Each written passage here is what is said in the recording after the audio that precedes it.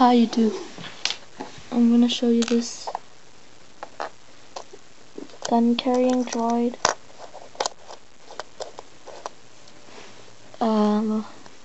I used BrickBoys 518 model, so the credit goes to him.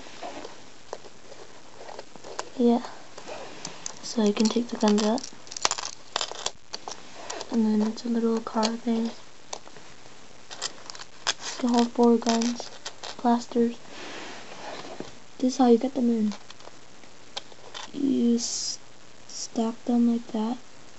Stack 3 first, and then you stick it in the hole, back, and then you get to your last one and stick it in.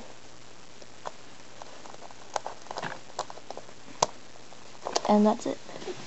Here's it. Here's the minifigure, and you can see how big it is to a minifigure. That's how long it is. Shorter than a minifigure.